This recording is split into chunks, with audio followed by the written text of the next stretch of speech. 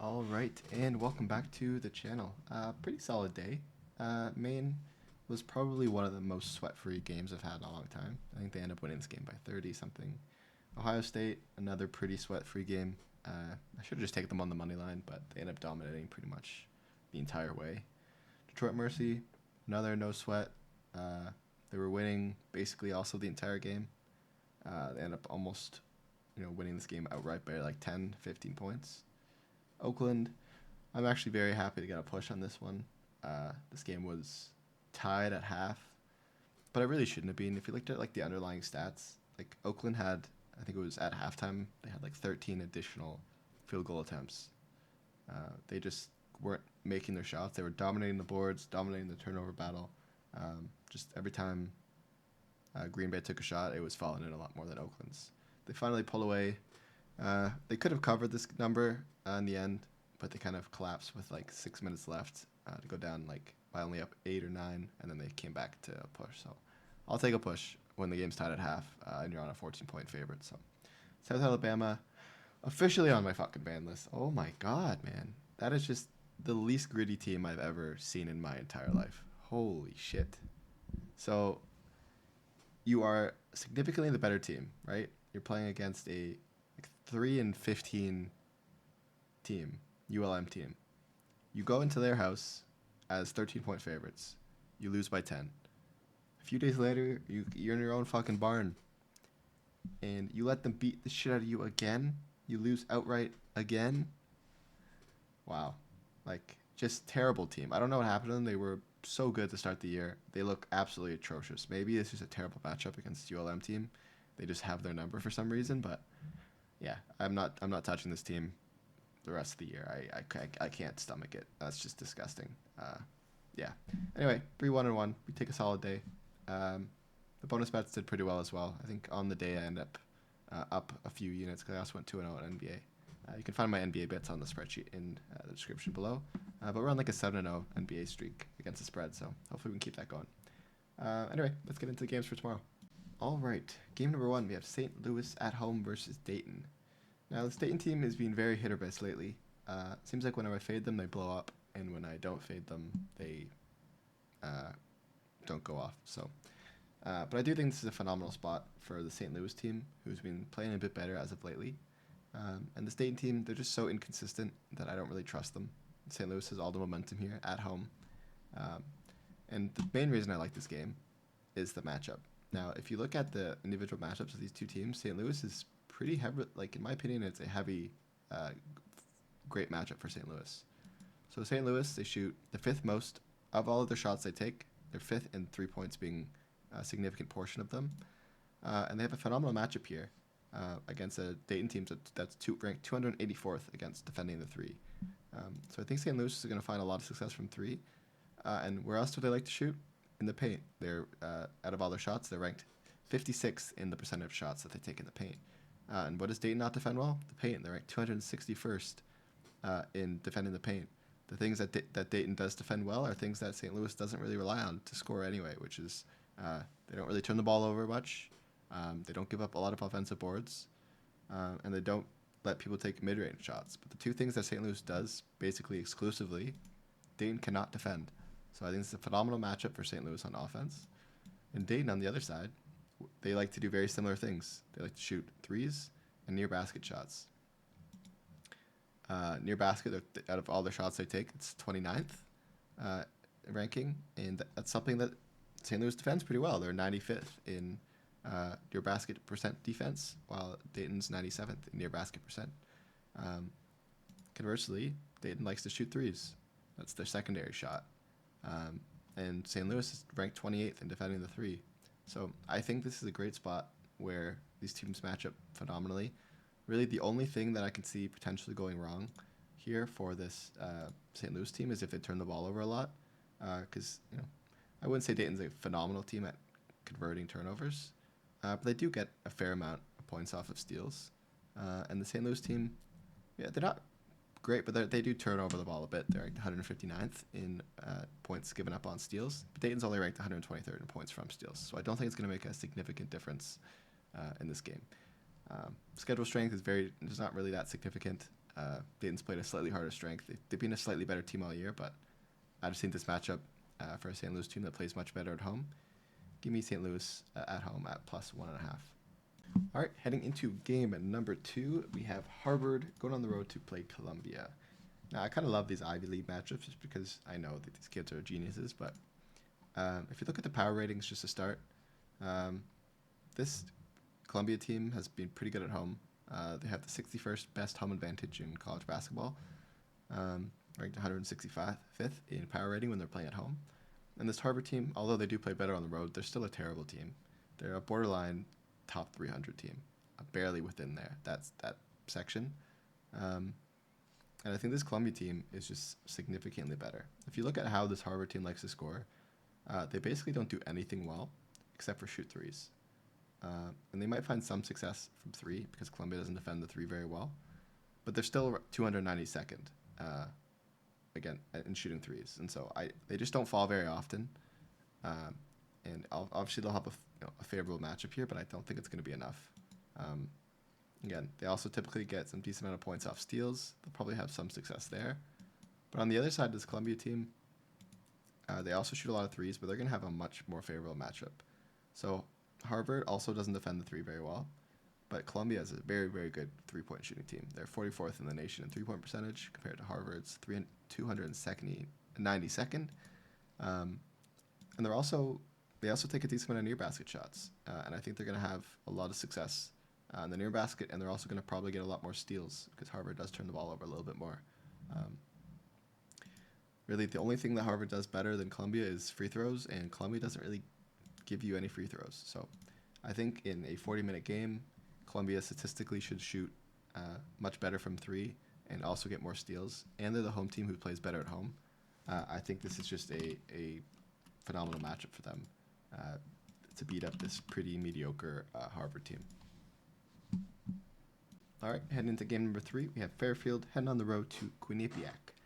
Now, I haven't actually bet this Quinnipiac team much this year, but I really did last year because I do think they are a very solid team to bet when they have good matchups.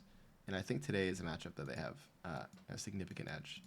Quinnipiac, they shoot a lot of, they shoot outside the paint. They're not really an in-paint team. They shoot a lot of mid-range and 3-point shots, and they're going to have some success here. Obviously, they're not really known to be an offensive team.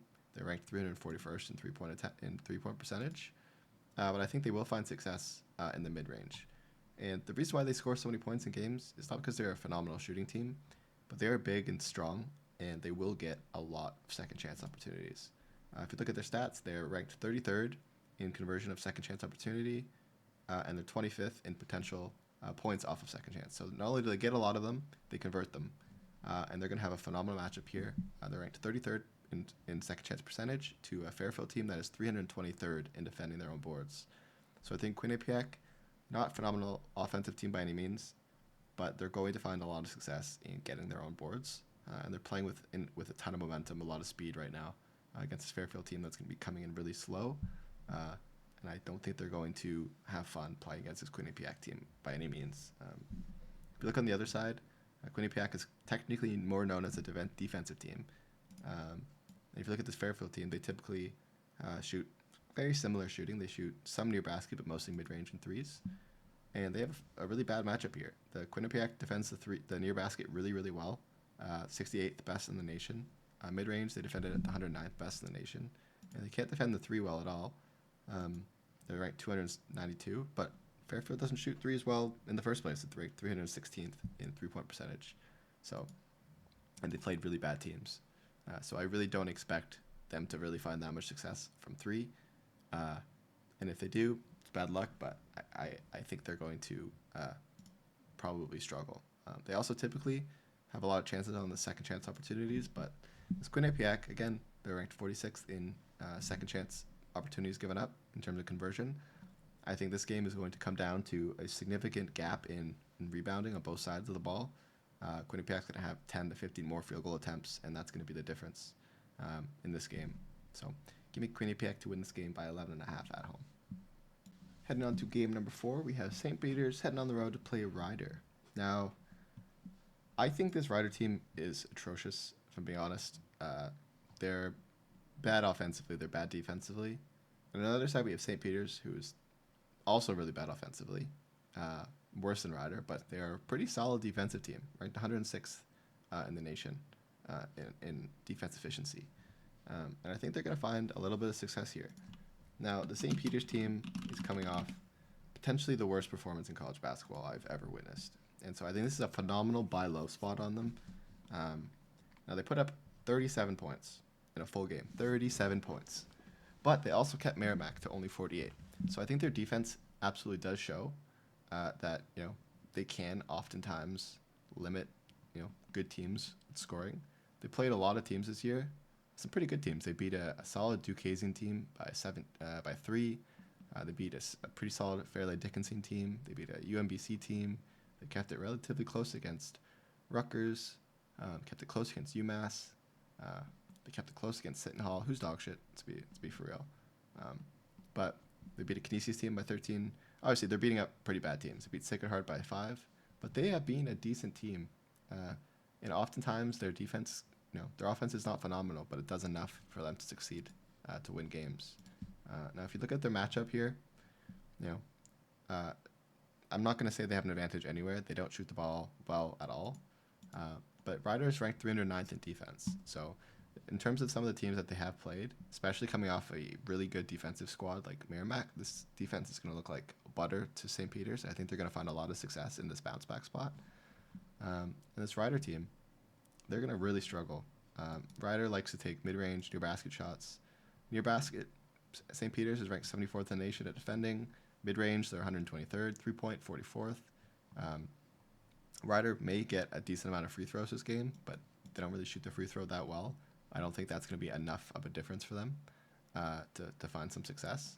So I think the difference here is going to be a defensive masterclass by a St. Peter's team that is going to want to bounce back after such an absolutely pathetic performance in their last game. If you look into their situational trends, this Rider team at home, they have not been good. They're 1-5 against the spread. They don't typically perform well at home. On the other side, we have this St. Peter's team that is 6-2. 7-3 as the away team, and 6-2 against the spread after a loss. So they're coming off a loss, and now they're going on the road where they typically have played much better basketball.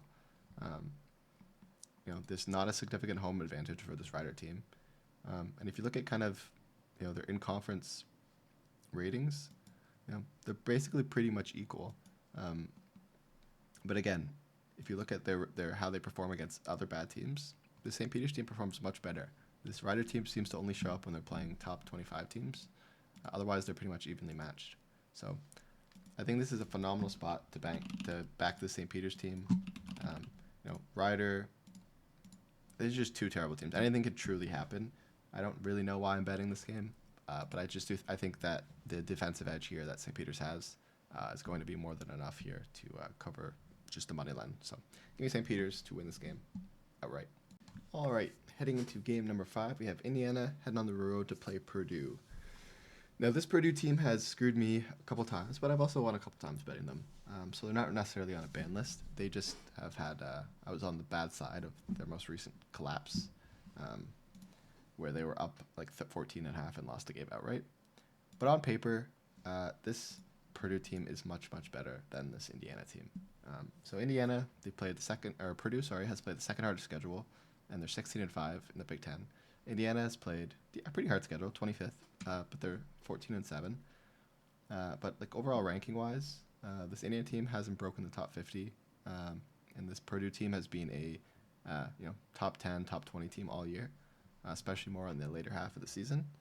And playing in Massey and at home, it's not an easy thing for other teams to do. So if you look at the matchups here, Purdue, offensively, they're going to find a lot of success. Indiana's defense is not really great. They're 82nd in the nation. The one thing that they do well is not give up free throws, but other than that, they're really not great. Mid-range, Purdue is ranked 4th in mid-range percentage to Indiana's 88th. In 3 points, they're 8th to 161st. Near basket, 3rd to 137th. Points off steal, 72nd to 217th. Second chance opportunities, 43rd to 76th. Basically, in every situation where Purdue is going to want to score, they have an advantage statistically. And they've had a harder schedule, so all these numbers should be bumped even further. On the other side, this Indiana team, they're probably going to, really the only success I'm going to see them do is probably going to be near basket and second chance opportunities. They actually have a pretty significant edge here. They're 68th in near basket percentage, and Purdue does not defend the paint well. They're not a big team. They're 297th in near basket percentage defense, but Indiana is the number one team at converting second chance opportunities, and that is a chance that they might be able to stay in this game. But I just think the quality of playing in Purdue is going to light them up here. This Indiana team, I really want to keep fading them when they play these top dog teams based off of a particular power rating stat that has made me want to keep fading them. But this Purdue team, when they're playing these teams in like the 50 to 100 range, they're the sixth best team in the league. Indiana, when they play teams in the top 25, they're outside of the top 100 in power ratings. So they definitely struggle against top competition. Meanwhile, Purdue plays really well against these, borderline top competition teams. If you look at their home advantage, Purdue, they have the 42nd best home advantage in college basketball. They play much better at home. And this Indiana team, they play worse on the road. Everything for me, last 5 rating, Purdue has been the best team in college basketball. In the last 5 for Indiana, they're ranked 117th. So these teams are going in completely different directions. If you look at the regression, Purdue is due to regress slightly, but Indiana is due for a lot of regression. They're 14-7. They should only be 11-10. They've been getting really lucky with the shots that they do get off falling. I just think this is a great spot for a Purdue team to continue to roll. And last time they were at home, they were they kind of embarrassed their fans. Well, they made it up in the Michigan game, but they still had that pathetic Ohio State game. So I think they're going to keep rolling off of this crazy momentum of beating Michigan by 27. And now this Indiana team, they just lost to Maryland at home. They lost to Northwestern by 7. They barely beat Ohio State. They lost to Illinois by 25, Iowa by 25. They had a phenomenal start to the year. But again, if you look at who they beat, they haven't really had a very impressive win. Their most impressive wins this year have been against Rutgers and Penn State in the New Year's. Both those games have been against teams that have been struggling a lot this year, Rutgers and Penn State specifically. They played Rutgers when Harper was still sick, and this Penn State team has just been, we just watched them get clobbered. They're at home. They're not a good team this year. I think they're completely overrated. And they beat an Iowa State team by 1. All of their wins are against teams that have not been very consistent or that great this year.